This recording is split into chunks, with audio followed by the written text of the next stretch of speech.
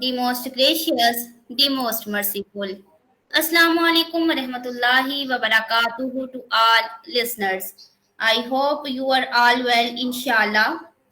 Firstly, I am really thankful to all respected organizer of this webinar, Dr. Muhammad AKRAM, Chairperson, Department of Eastern Medicine and Surgery, Government College, University, Faisalabad, all organizing team, all participants, and all respected guest speaker, Dr. Alam Afroz Arooj Khan. Quran में हो गोता जन ए मर्द मुसलमा, कुरान में हो गोता जन ए मर्द मुसलमा, अल्लाह करे तुझको अता जिद्दत करदार। है कौले खुदा कौले मोहम्मद, फरमान न बदला जाएगा। है कौले खुदा कौले मोहम्मद, फरमान न बदला जाएगा। बदलेगा जमाना लाख मगर कुरान न बदला जाएगा। अऊज़ु बिल्लाहि मिनश शैतानिर रजीम। बिस्मिल्लाहिर रहमानिर रहीम। इन्ना आतैनाकल कौसर फसल्लि लिरब्बिका वन्हर इन्ना शानियका हुवल अब्तर। सदक़ल्लाहुल अज़ीम। मैं पनाह मांगती हूँ अल्लाह की शैतान मरदूद से। शुरू करती हूँ अल्लाह के नाम से जो बड़ा मेहरबान नहायत रहम फरमाने वाला है।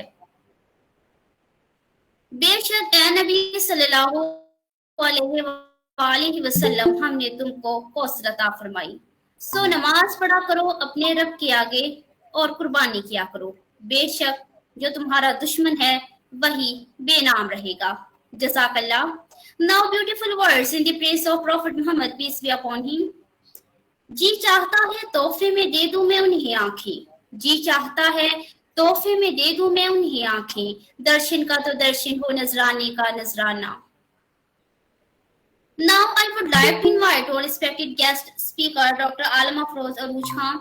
Thank you so much, Dr. Alam Afroz, for joining us, for your precious time you have given us. Please start and share your precious knowledge about premenstrual syndrome. Dr. Alam Afroz. Thank you so much, Dr. Isba. Assalamu alaikum. My name is Alam Afroz Arooj. I'm from Eastern Medicine and Surgery Department, Government College, GC University, Faisalabad. So today we will be talking about PMS, premenstrual syndrome. What is it? Is it real? Why does it happen? And what can we do to tackle it? PMS or premenstrual syndrome is basically a combination of emotional, mood, physical, and even behavioral discomforts and symptoms which a woman experiences just before her periods, and they could be severe enough to affect her quality of life or maybe her relationship with people around her.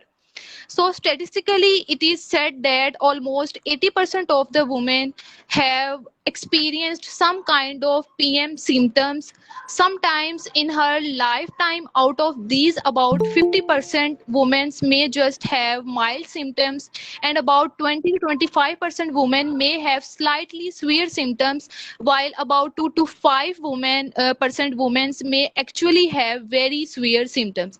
So this is known as PM dysphoric disorder or PMDD, and typically these symptoms start in the second half of the cycle, typically about 5 to 7 days before start of periods, and surprisingly these symptoms just vanish 5 to 7 days after her periods. So what are the symptoms of PMS? Now they could be psychological and they could be physical. So the psychological symptoms or the mood symptoms could be there is anger, irritability without any reason, having stress, anxiety, feeling fearful all the time, restlessness, and patient even not be able to sleep properly. Depressive symptoms also included, tiredness and appetite may also be affected, crying spells, less concentrations, and these women actually at that point of the time don't want to talk to people. So social withdrawal, while the physical symptoms could be fatigue, breast breast enlargement and tenderness, abdominal bloating, peripheral edema, and weight gain. The patient may also experience headache, pelvic discomfort, and generalized body pains. If we look towards its etiology, the cause of PMS or premenstrual syndrome, it is remains unknown. A number of theories have been suggested, but none of them explains the full range of symptomatology. It has been suggested that PMS perhaps occurs due to high estrogen and progesterone ratio, but this ratio is at its peak at mid-cycle, whereas the symptoms occur premenstrually. And secondly, it is thought that the symptoms appear due to abrupt premenstrual withdrawal of estrogen and progesterone, but the premenstrual complaints usually develop before the decline in ovarian hormone production.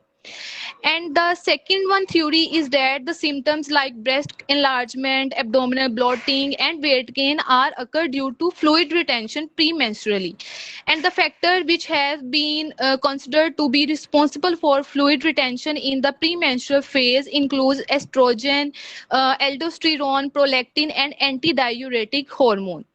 According to another theory, the behavioral changes are thought to be due to possible deficiency of vitamin B6, and certain symptoms of premenstrual syndrome like hunger, fatigue, anxiety, and irritability overlap with the symptomatology of hypoglycemia, which suggests that alternation in glucose metabolism may be responsible for this aspect of premenstrual syndrome.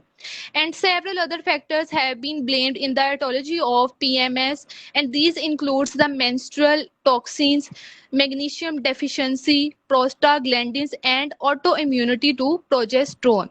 Now there is need to make differential diagnosis so to differentiate from to another diseases like idiopathic edema, anxiety, and depression.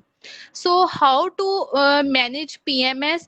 First of all, diagnosis is very important. The diagnosis of the disorder like premenstrual syndrome, which has unknown etiology and vague symptomatology, would obviously be difficult. The patient can be labeled to be suffering from PMS with fair degree of confidence after taking a careful history and by using a self-assessment questionnaire, but still up to 50% of the women who claim to have distressing premenstrual problems cannot confirm the cyclical nature of their symptoms. Now we are going toward its management. First of all, there is need to modify diet, and there is need to change her lifestyle. Dietary modification and lifestyle changes is an important step towards its management.